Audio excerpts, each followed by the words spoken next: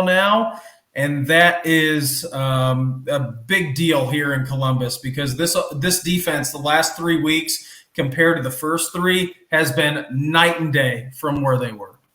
And I think, I think that one of the things coming into this season was it was almost like Ohio State's kind of treated unfairly. They're in the category of Alabama, Clemson, and we just expected, they're playing Minnesota on the road. Maybe they'll have some issues, but they'll be fine. They're playing an Oregon team. That's the Pac-12. It's the body clock. They'll be fine. And eventually they'll roll and be undefeated, get to the Big Ten championship game. And, we'll see what happens. They'll be in the college football playoff. But I think that what I would have liked to see is, imagine we swapped the Minnesota and the Oregon game with the Akron and the Tulsa game. This team didn't get the opportunity. And I think a lot of people I remember saying the cloud's not falling in Columbus. They just had a rough start. They had to go on the road and play Minnesota. They had to play a really good Oregon team at home. This team is starting to gel on both sides of the ball, and it looks to me like I've said from the start of the season, I think Penn State's their biggest competitor, but right now I still think Ohio State is the best team in the Big Ten. I have some questions because, as you mentioned, Brandon, they're playing better defensively, but it's come against Akron, it's come against Rutgers and Maryland, so there's still some wait and see there. But I mean, I don't know where the flaw is right now in the way Ohio State's playing. If you had to point to one thing, what would it be? Yeah, honestly, I mean, it would be probably the lack of a defensive and pass rush, which is crazy to say, right? I mean, you come into the year, you're thinking Tyreek Smith, Zach Harrison, these are going to be your guys. They're going to leave the season with double-digit sacks. You look at any mock draft at the beginning of the year, both of them are in the top 50. And that's really kind of been the storyline for the defense has been the lack of an edge rush just from the edge themselves. I mean, the interior has been great. Haskell Garrett should be okay this week, which is a mega problem for Indiana fans. He creates so much havoc on the inside. Tyleik Williams is another guy, true freshman, who has stepped up in a big, big role. But the one thing you can kind of point at and say, all right, well, that's been kind of lacking, has been the edge rush, but they just wreak so much havoc in the interior that it can create a lot of matchup problems. But if that was one thing, Cam Brown has been injured this year. Sevyn Banks has as well on the outside at defensive backs. Josh Proctor went down a couple of games into the year as free safety. They've been working out Bryson Shaw, who has been okay. He needs to step up a little bit. But really the biggest concern that I would have when you get into these big games here is going to be the edge rush, because you need that if you are going to compete at the highest level in college football. And that's something, frankly, that they've been lacking at so far. And this is definitely – oh, go ahead, Dustin. Sorry, I just wanted to get on this point since you brought his name up. But Tyleik Williams, how crazy is it that he's having – everybody came into this season, it was all Jack Sawyer. He's going to be the 5-star freshman that everybody's talking about. He's the next, Nick Bosa, Joey Bosa, the next Chase Young. How crazy has it been, or maybe just how fun has it been to see Tyleik Williams' development? And I know they're on the same team, but he's playing at a higher level right now than Jack Sawyer. Yeah, it's been really fun, actually, because, in the entire offseason, it's been JT Tuimoloau and Jack Sawyer. Like, these are all the guys who are getting, the praise and the headlines coming into the year. And like you mentioned, Larry Johnson has quite the persona to develop edge rushers. You mentioned them, Nick and Joey and Chase and those guys. So they'll get there. I'm not too worried about that. But you're right. I mean, it was weird what Ohio State was doing the first few weeks of the season. As you guys know, I mean, they made the move from Kerry Combs. He's still defensive coordinator, parentheses, quotes. Matt Barnes is now calling the plays on the defensive side of the ball. So they were actually lining up Haskell Garrett at nose tackle. And Haskell, I mean, thrives in the 3 technique, right? Put him on the inside shoulder of the guard, outside shoulder, he wreaks havoc. And they were playing him at nose.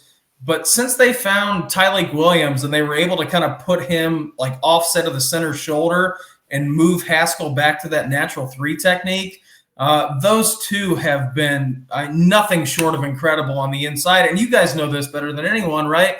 If you cannot establish a run against Ohio State, that's your worst nightmare, because they have guys on the outside that are frankly, just better athletes than a lot of the Big Ten will see. Denzel Burke, another true freshman kid. Ronnie Hickman playing in that bullet position has been a ball hawk this year.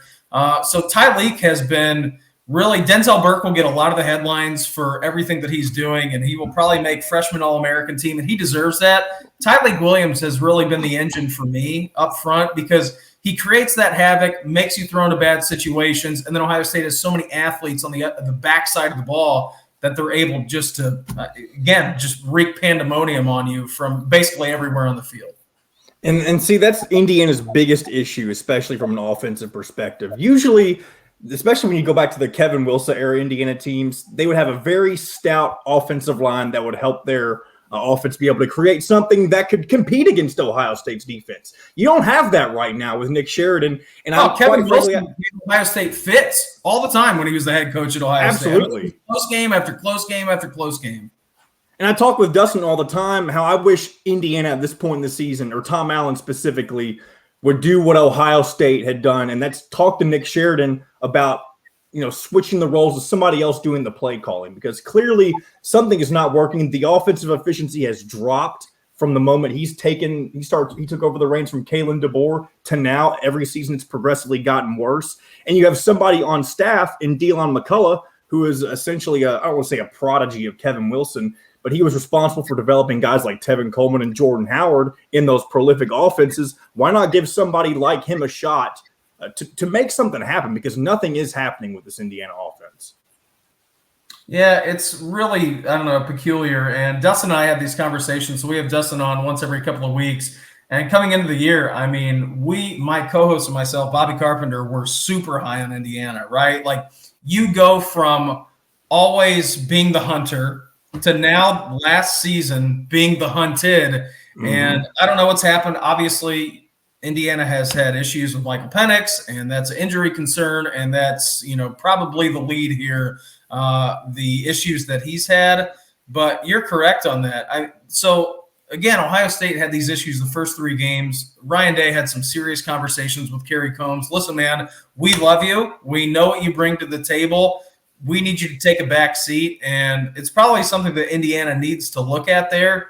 Just get a little freshness in it, because it seemed like Ohio State was banging their heads against the wall in the first 3 games of the season. Then all of a sudden you make one tiny little schematical change, 2 or 3, throw in a different blitz package here, play some zone coverage every now and again instead of playing that man-to-man coverage.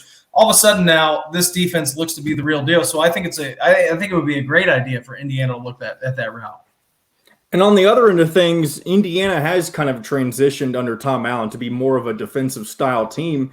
And it's definitely like the seeds have been sown and they've been reaped success. I don't know if I've said that correctly, but you look at what they did with Kenneth Walker, somebody who was having a Heisman caliber season up until last week. They held him under 100 yards. Does that give you any concern at all for Ohio State, or is this obviously Ohio State has a very powerful offense? Does that keep you from worrying about anything that this Indiana defense can do to slow it down? Oh, I think for sure. I think there's ways to slow this Ohio State offense down. I think it really all starts on getting pressure on CJ. And that's been the biggest test for anybody to do, right? When he doesn't have any pressure on him, the guy has so many dangerous receivers and so many dangerous weapons around him that he's one of the best in the country, right? You see it when you've got those 3 guys running around. You've got Jeremy Ruckert, you've got Travion out of the backfield. I think what this Ohio State offense is so dangerous at, you've seen it year in, year out. Those crossing routes that they do, it's a matchup nightmare for every team in the country. Olave on the right, Wilson on the left, Jackson Smith and Jigba in the slot. I don't know how you cover all 3 of those guys, and if you do, then you have to watch out for Jeremy Ruckert as the safety valve. But I do think because we haven't seen CJ be pressured that much, if Indiana can get to CJ Stroud in a hurry, then that'll be the difference in this football game. But again, you have to worry about Travion Henderson out of the backfield, and that is an entirely different conversation because he looks to be one of the best running backs in the country only as a true freshman. Well, to me, the problem with that on the Indiana side is the fact that they have not seen an offensive line defined as the Monstars among some of the linebackers in Columbus.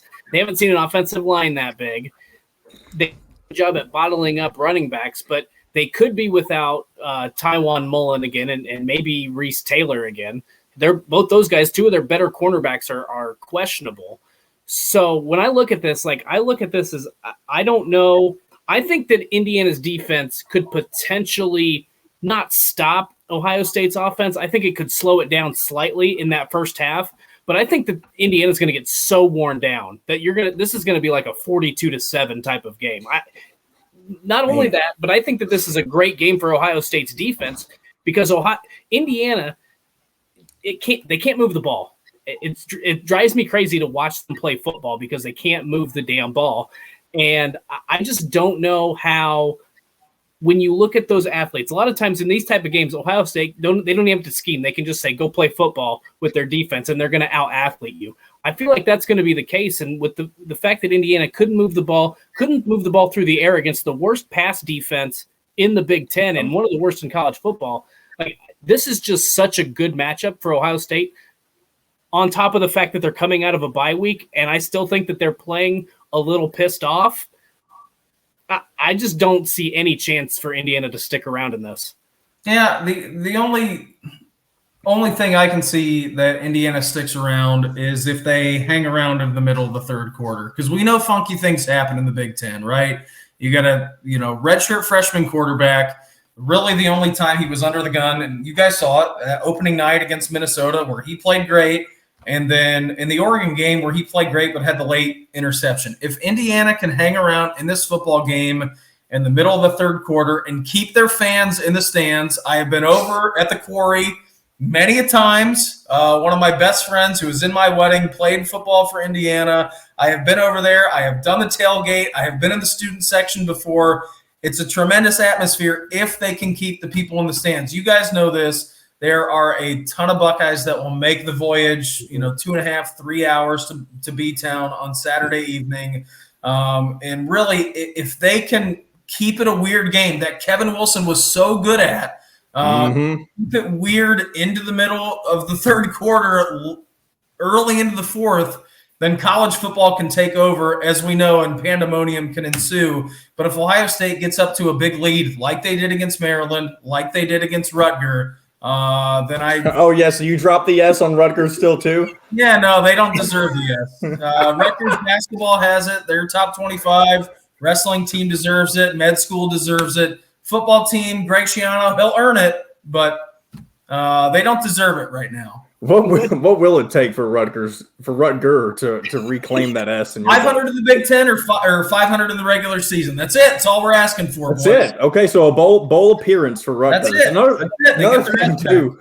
You were talking about Ohio State fans traveling to Memorial Stadium. I've heard through the grapevine, and maybe I'm just more disconnected than I thought. Maybe this is something that's more common. But do people in Ohio State fans call Memorial Stadium Horseshoe West? I have not heard that actually, but I would assume they filled up with their own fans more so than Indiana does. Probably. But it was crazy. One of my first road trip experiences of going to a Big Ten game as a fan. I want to say I was a freshman in high school, maybe in 8th grade. I'm not entirely sure. And we went there. It was a Saturday morning, or not a Saturday morning, but I think a noon kickoff at Memorial Stadium. And again, my buddy's family was all Hoosier fans, and we drove over, and I was wearing, scarlet and gray. And I got there, and I got to say, middle of the second quarter, there was Stadium Ohio going around, OHIO, across the stadium. And it was not a great scene that time. So I don't know if they call it Horseshoe West, but it's very, very close. And we know that Buckeye fans show up in hordes basically at every single place. Mm-hmm. Well, quick story, and I know that for this podcast that nobody's going to like this, but I'm just going to point it out, and it's going to speak to the point that it's not just in Indiana, but growing up, my dad worked in the West Lafayette area, so we used to go to Purdue games quite a bit. And anytime Ohio State would come to town, obviously, you'd have a lot of Ohio State fans, and we had the privilege of sitting next to them a few times, and we would start up this conversation, and a lot of times, these people would tell us, it's easier, it's cheaper to get road ticket. They would go to 3 or 4 road games a year and maybe a home game once every 2 or 3 years. Now, I'm sure that's not the case for everybody, but I think it's at times now because the ticket prices are so high. But back in the 90s, 2000s, I know that people were traveling all over the place because when you factor in all that stuff, it was just they got to check out new cities, they got to check out new stadiums, and even the price of the ticket and the hotel might be a little bit cheaper than a home ticket or easier to come by than a home ticket.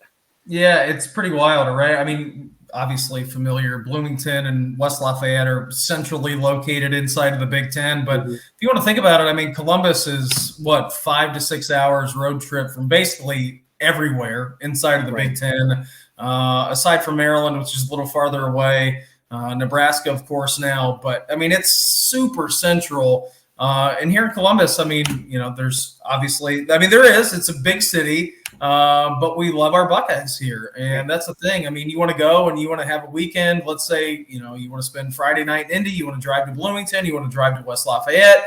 You can do that. And it's always a thing. And two, I mean, I think there's 50,000 undergrad at Ohio State. It's one of the biggest alumni bases in the country. Wherever you go, inside of Big Ten territory and even outside of it, there's always going to be Buckeye fans literally everywhere. And so it adds to it all. Anywhere that you go inside of the Big Ten footprint, they're going to be there no matter what. I mean, even if the team is, 3-9 or 3-8, whatever, heading into the last game of the year, they're going to show up in full force because this is what we do. I mean, Columbus, Ohio, like the Browns, okay, not a great season so far. They were thinking they were going to be good. Bengals better than, maybe we thought at the beginning of the year. But really, Ohio State, no matter what corner of the state you go to, is Ohio's pro team. And people, they love it. And on Saturdays, they flocked, whether it's here in Columbus or whether somewhere else inside of the Big Ten. So it's always something to do on a Saturday. Hang out, drive 3 hours, drive 4 hours, go to the game. And that's why really I think Buckeye Nation takes over a lot of stadiums because it's quite the force. A quest my wife and I are wanting to embark on eventually is to visit every single Big Ten stadium, which we haven't started yet. But once the time comes and we're able to plan that sort of, yearly schedule out, that's something that we definitely have talked about and are looking forward to eventually taking on. But before we let you go, Brandon, go ahead and give us a prediction and a score if you don't mind. Yeah, so I think Indiana's issues at quarterbacks, I think, is going to play huge into this game. I think this Buckeye defense continues its ascension. I've been using it on the show a lot. It's ascension up the bell curve. I don't think we've seen the best. I think we have seen the worst, fortunately for us here in Buckeye land. I'm going to go 52-17, big Buckeye victory on Saturday night. Wow. So, 52. I know, yeah, we're very confident here. And there's nothing wrong with that. It goes week to week, though, because if you would ask me 3 weeks ago, I'd be like, boy, Indiana, I don't know. They might lose that game. So. I definitely, and Dustin and I will get into our predictions later, but I'm not picking Indiana to win for one, but I don't know I hope Indiana doesn't give up 52 points on defense. I really hope that doesn't happen. They're averaging almost 49 points per game, John. Just throwing that out there. Hey, but you also thought Michigan State was going to be able to do a lot more, or Kenneth Walker specifically. So that's fair. Anyway, thanks again, Brandon. Be sure to listen to him if any Ohio State listeners tune into this. Be sure to check him out on his morning show, The Morning Juice. Dustin also says you join him every couple of weeks. Yes, for whatever reason, Brandon continues to invite me on the show, but I have a blast on it. It's one of my favorite shows to join, so I appreciate that. And yeah, so every couple of weeks, if you tune in regularly, then you can hear my voice. I tweet it out usually, so. Well, we like trolling you about the Pacers here in Columbus. That's really what it's all about. That's right. Well, thanks again, Brandon. We'll be sure to have you on again next time and next year, whenever that may be. But we appreciate the time, Brandon. Yeah, absolutely. Anytime, boys. Have a great rest of the show. See you soon. Thanks, Brandon. You too, man. Man, 52-17. I want to point something out. This is more of an off-camera thing. I was going to bring it up during the interview, but there was no point in doing that. We were in the middle of it. But on the YouTube side of things, evidently when I hit record at the beginning, it wasn't recording. I saw a little message up top when I was looking to see how much time had gone by, and it said there was the little red bubble that says that we're live wasn't on. And while Dustin and Brandon were talking, I went to look, and it said having trouble connecting. What are your issues? And so I had to hit recording. And so the YouTube version of the show is going to be a little spliced up. You're going to be, and obviously on if you're listening on podcast form, it doesn't matter, and we'll make a post out, and all this stuff is in retrospect when you're listening to this or watching this. So it doesn't really matter, I guess, that I'm saying this over the film right now, but I just thought I'd point it out because it threw me way off whenever we were in the middle of that interview. I've never had that happen before with Jim's show or this. So, hey, there's a first for everything. But that's right. Dustin. You got to learn through mistakes. That's what we do. Hey, we have a good time on this. Brandon, he was a great guest. I've listened to Ohio State shows before, whether it was just for my own curiosity, especially last year when I thought Indiana had a real shot to beat them, and they obviously did. I was listening to one show, and I don't remember who it was anymore. I only listened to them that one time, but man, they were some cocky sons of guns. Not like Brandon is not one of those cocky sons of guns, but I remember they were predicting. I don't know if it was Master Teague or some other whoever the running back was last year to get like 3 or 4 rushing touchdowns, and I don't know. I think they predicted a special teams touchdown last year. Like I was after the result of that game last year, I remember being very happy about the way things had turned out. But I'm not sure we're going to be saying the same thing this year. This is one of the first seasons in a long time where I'm not very confident that Indiana will be in this by the end of the game. I don't think they're going to be in it by the end of the half, to be quite honest with you, because again, this comes basically you're going strength on strength and weakness on weakness. The problem is that Ohio State's strength is a lot greater than Indiana's strength, and Ohio State's weakness is not nearly as weak as Indiana's weakness. So when you throw those things together, it's kind of a recipe for disaster, unless something crazy changes. And I don't know what that's going to be. Like, you've reached the point, again, to me, we're 6 games into this. You haven't moved the ball offensively. You can't put the ball in the end zone. It's so even as a person who does not care about the outcome, it's so frustrating to watch because this team should be better. They should be putting points on the board.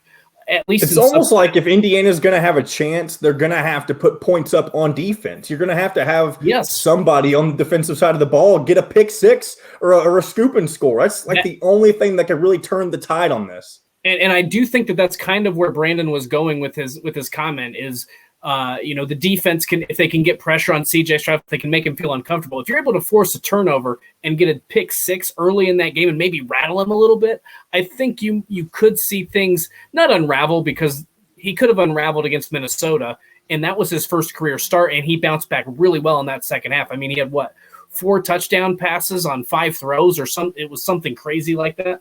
So he bounced back in a big way. I don't think you can rattle him the whole game, but if Indiana wants a chance to stay in it, I think you're right. I think they're going to have to get some sort of defensive touchdown, because even if they got an interception and got inside the red zone, which would be a great thing for most teams, I'm not confident they would get even 3 points out of that. Yeah. Now, I'm definitely confident in Charles Campbell's kicking ability, but I get what you're saying. It's going to be tough for Indiana. We'll get into the prediction of the Indiana Ohio State game here in a little bit, but let's go ahead and look into the rest of the Big Ten. We didn't really talk about much what happened over the weekend. Obviously, we had the big upset with Purdue over Iowa. David Bell, the Hawkeye killer. Yep, a lot of interesting stuff going on there. It's one of those things that after the fact, I'm not surprised about it, but before the game, I didn't pick Purdue to win. But after it happened, you see the history, the triangle of confusion, as you call it. Yep. I'm not really that surprised, even though Iowa was number 2. Well, I was surprised because you would have thought the way that Iowa's defense was playing, and when you look at how Aiden O'Connell had been throwing the football, he's been accurate, but at the same time, I labeled him as a high risk, high reward type of guy, and I didn't think you could win that way against Iowa. He had come into the game throwing 4 touchdown passes and 5 interceptions, and in games against Notre Dame and Illinois, he threw 4 straight picks on 4 straight drives. So to me, I was like, this is going to be a disaster waiting to happen if they start him. And he proved me wrong. I mean, I owe Aiden O'Connell and Jeff Brom an apology because I thought there was no way they were going to win that game. He goes out, he completes 30 of 40 passes, 375 yards. He had 2 touchdown passes and a rushing touchdown. I just can't believe that Phil Parker and that defense has not been able to figure out Jeff Brom's offense in 5 years. I mean, even the one game that Purdue lost, which was, I believe, 2019, that was a one-possession game, and Purdue was god-awful that year. They were 4-8, and they had all kinds of injuries stacking up. So sometimes college football is weird, and Jeff Brom having Kirk Ferentz is one of those weird oddities. They just can't figure out the offense. And the defense held Iowa's offense to 7 points. Purdue's defense is number 5 in the nation in scoring. That's incredible. That is, wow. I did not know that. Good to know, because we were talking earlier, or I wasn't. Jim was talking earlier on Indiana Sports Beat today about the games that, I absolutely hate that this is the conversation that we're having, but the games that Indiana needs to win to get bowl eligible, Purdue being one of them. The 4 being Purdue, Maryland, Rutgers, and Minnesota are the easy ones per se. Obviously, nothing's easy in the Big Ten. But you also, when you look at Michigan and Ohio State, those are your most likely losses if you're going to get to 6-6. But even Purdue, that's probably on the higher tier of, or maybe lower tier on ones that are likely to happen. So I guess, yeah, that would be the lower tier based on what they're doing. I mean, they did to Iowa what Indiana probably thought they were going to be able to do against Iowa week 1. Yeah, that's a good point. Yeah. Indiana thought they could do that. Purdue went out and did it. And then you mentioned the 4 teams. Rutgers is 3-4, but I would like to see that Northwestern Rutgers game played again when Rutgers is maybe on a bye week or, something to that effect. This is going to be a PG or PG-13, but they got their ass kicked for 3 straight weeks against Michigan, Ohio State, and Michigan State. Like, they needed a break. So to go into that game, travel to Northwestern for a noon kickoff, I just think that was more of a mental game than anything else. Like, I think if you line those 2 teams up, maybe Northwestern does win 5 of them. I just think there was just so much mental wear and tear on Rutgers that they're getting a bye at the right time. But my point is that's not a guaranteed win. Maryland is down plenty of receivers, but we've seen that they can score. If they can bounce back, I don't think that Indiana's defense is nearly as good as Iowa's or Ohio State's, who they lost to. So I think we don't know quite what Maryland can do offensively. Purdue's top 25. They just beat Iowa. They've been in every game. They had opportunities to beat Minnesota. They had opportunities to beat Notre Dame. Minnesota is a really bad Bowling Green loss away from being 5-1 and maybe the new favorite in the Big Ten West. And they did it with their 3rd-string running back and a quarterback who hasn't played well all season. So we talked about this with Mitchell Page a few weeks ago. There's a chance Indiana's 2-10. There's a chance Indiana finishes 2-10. Like that is a very real possibility.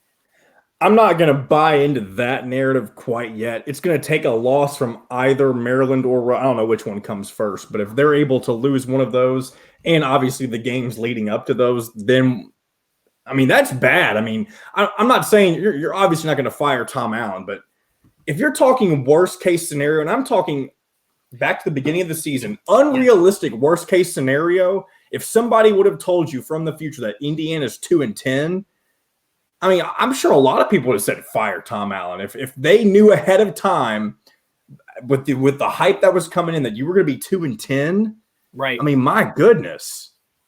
Yeah, because I remember talking on Jim's show. I remember talking on a lot of shows. Worst case scenario for Indiana is 6-6. Like that to me, that was worst case scenario. I knew how difficult the schedule was. I knew they'd have some challenges, and I still wanted them to prove something. I wanted them to say, we didn't. I wanted to see them do it in front of fans because it did make it a little bit different not playing in front of fans. But still, even worst case scenario, we're talking 6-6, 3 straight bowl games. That's pretty good for Tom Allen. Maybe he gets that monkey off of his back. That's pretty good for this Indiana program when you look at the history of where the Hoosiers have been. 2-10 would have been nowhere. I would have thought that half the offensive line went down. Michael Penix was out. They lost all of their running backs and half their defense transferred or something to finish 2-10. Like that's how improbable that would have been at the start of the season.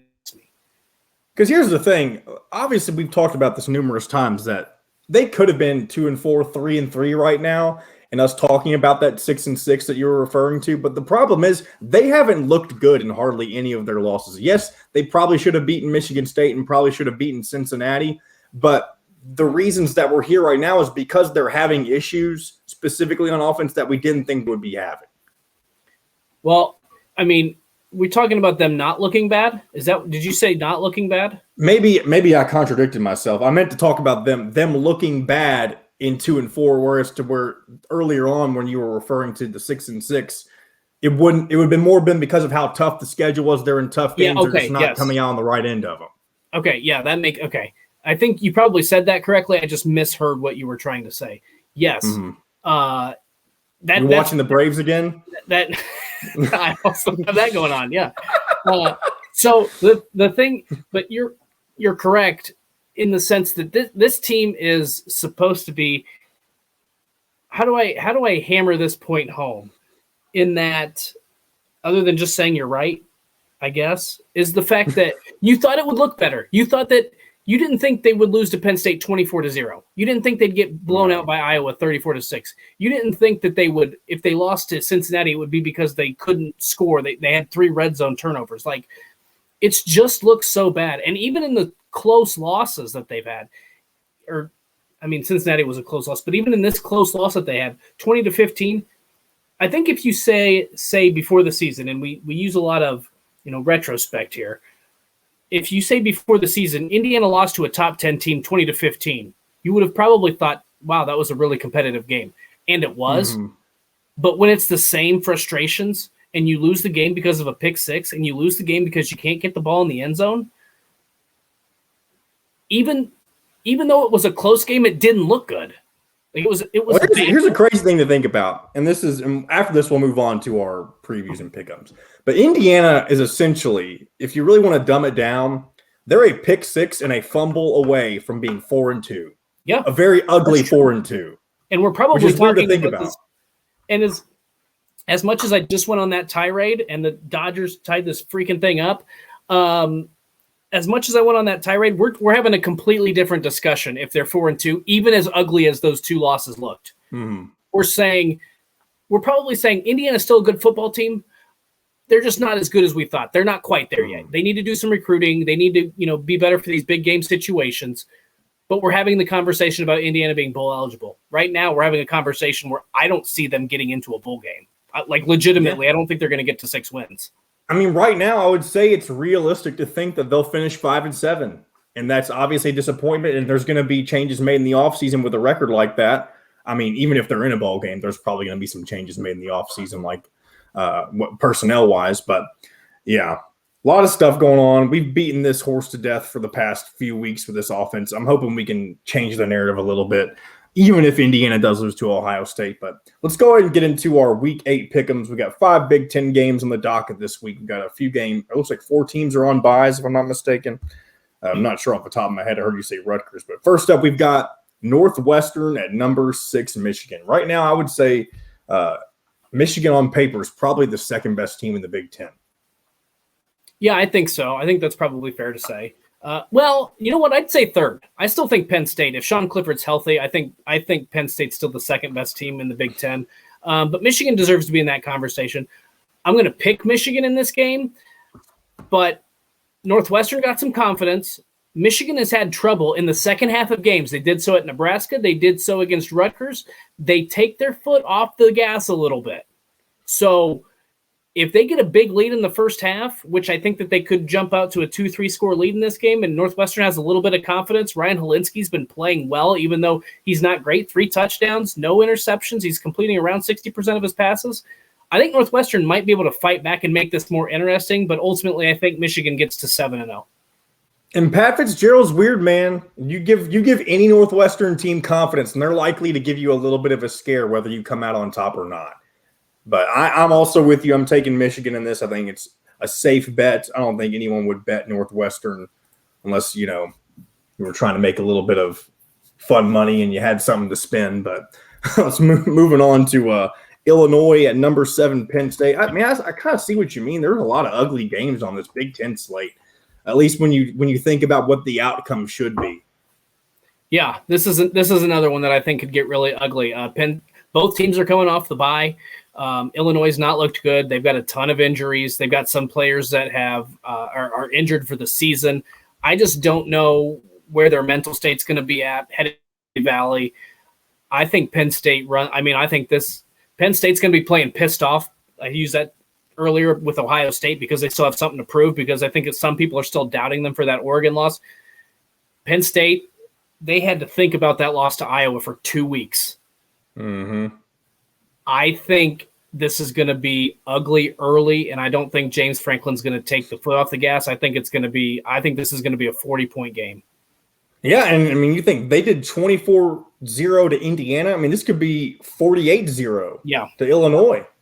I'm not saying they're going to shut out Penn State, but we know they have the ability to do it, and against a team of much lesser, I would say, talent than Indiana, Illinois is. Right. So it wouldn't surprise me one bit if Illinois doesn't have a chance in this. So moving on, Wisconsin at number 25, Purdue, man, how the turntables. I wanted to deliver that better, but I had a little bit of a nasal issue going on right when I was saying that. That's perfect way to deliver that, because it's like Michael Scott. That's kind of like how he would deliver that. Yeah, absolutely. Yeah, but Wisconsin, I mean, I would say there's a lot of teams I would compare Indiana to in the Big Ten in terms of expectations aren't working out, but Wisconsin and Nebraska are among the top two that would say that they are kind of the same team. Wisconsin has ridiculous offensive issues, just like Indiana, and we've seen what Purdue did to Iowa, who also doesn't have a very good offense, even though they had a very solid defense. And I think we could see more of the same with this Purdue-Wisconsin game than we saw in last week when they played Iowa. I do too. The concern I have for the Purdue side of this is their history against Wisconsin. They haven't beat the Badgers since 2003. And so I think that there's a little bit of that. It's kind of curious because Wisconsin and Iowa tend to play similar styles, at least. So you would think that Jeff Brown would have figured something out there. Typically, Wisconsin has a little bit bigger athletes, so usually they're better. I think Purdue wins this game. I think they snap that losing streak to the Badgers. The interesting thing to me is going to be Wisconsin is really good. Their best asset is stopping the run. Purdue has no interest in running the football. So it's going to be really interesting to see how that passing attack of Purdue attacks the secondary. And, they had a chance to win this game in 2018, came up short, but I think the Boilers get it done and get to 5-2. Yeah, I have Purdue winning as well, but Purdue is one of those teams that I feel like they're riding a high right now, but they could just as easily fall right back down with a disappointing performance of Wisconsin. So the jury's out on Purdue. I think they're a decent team, but we'll obviously find out what they're made of against Wisconsin. It is a home game. Very fortunate for them in that aspect. Next up, we have Maryland at Minnesota. An interesting crossover matchup. The northernmost team versus – I don't think Maryland's the easternmost team. That's probably Rutgers, isn't it? Or am I mistaken right there? Oh, God. Why did you ask me a geography? What weird trivia. How did I even think of that? I don't know, but I would have to do some geography. I'm not good. I don't know. You go back to The Office. It's like when Dwight's arguing with Oscar about the northernmost battle of the Civil War. Yes, yeah, that's another good comparison. I'd have to go. I don't know where they're located in their respective states.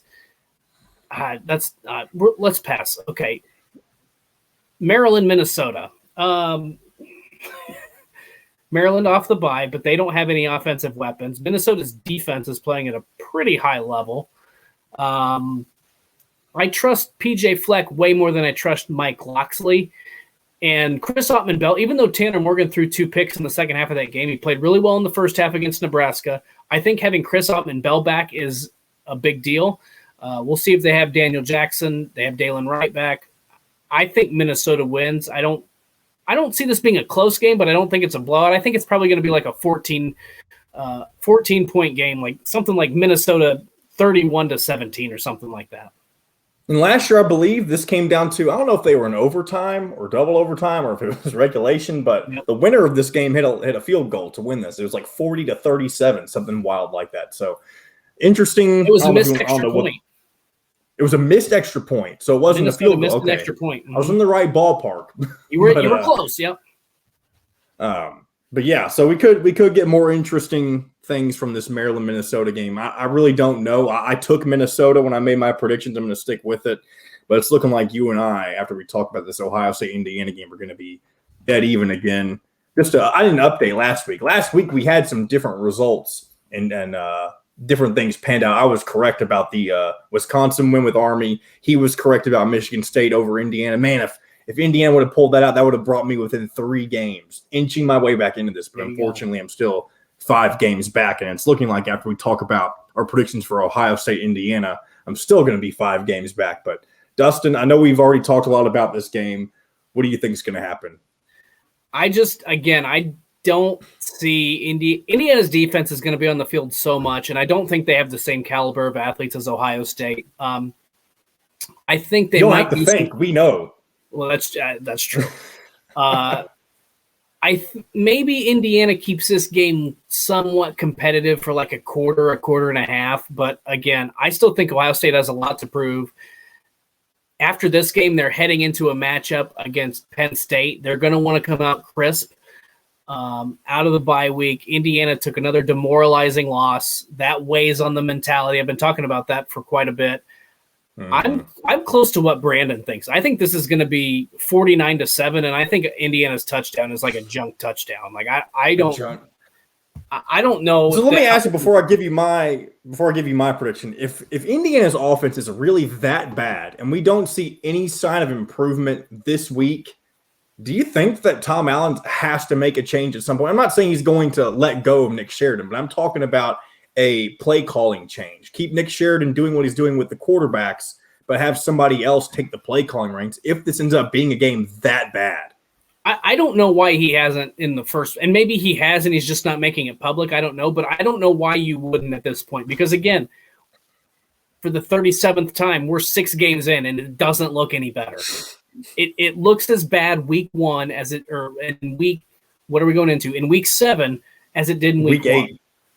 Well, I mean, it was game 7, but yeah, I guess we've played through 7 weeks. So I just, again, why not make the change now? You can let him finish out the season. You can do what Ryan Day did with Kerry Combs on the defensive coordinator situation. Mix it up, let him finish out the season, and then you've got to cut bait.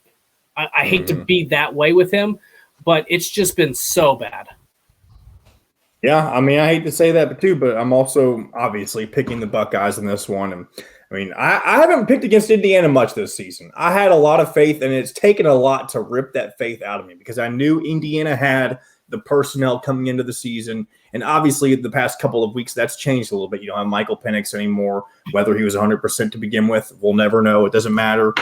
But even the receivers, you don't have DJ Matthews gone. You have issues at the running back position. The offensive line has been absolutely god-awful. I mean, the list goes on and on and on. And at some point, you can't have faith in them anymore, no matter what you have. I'm taking Ohio State to win 35-14. Wow, 2 touchdowns. Here's the thing. If that's based, and maybe I haven't looked too much into Ohio State's defense yet, but what I'm basing that off the fact that they are still suspect. I think Indiana, I mean, they have to turn things around eventually. And I know scoring 14 points isn't turning things around, but it's a step in the right direction offensively. God love you for being optimistic. Is this a moral? I'm not trying to make this sound like a moral victory, but am I giving off that impression? If Indiana keeps it that close, I think you can consider it a step in the right direction. I think you can consider it a moral victory. We don't like to talk about that, but 35-14. I hate the fact that is a step in the right direction. That should not be a step in the right direction. Correct. And I don't think they're going to get 14 points, and I don't think they're going to hold Ohio State to 35. So again, I love you for being optimistic, but I don't think that that's going to happen. Yeah. Well, I guess we'll just have to see, as I can't hear the music playing. I didn't turn on my portion of it. Here we go. Man, we love technical problems. Anyway, once again, I want to apologize for those watching YouTube. If you want to hear the whole thing, please listen to the version on Spotify or wherever you listen to your podcast. But thanks for listening. As always, be sure to listen to Indiana Sports Beat Radio on YouTube every morning, 9 to 11. Dustin's with us every Thursday. Also on the radio in Evansville and Durango. And, we'll see you next time. Next week, Indiana takes on, I don't know. I can't look past this one. We got Indiana, Ohio State this week. But thanks again, as always, Dustin. And we'll see you guys next time.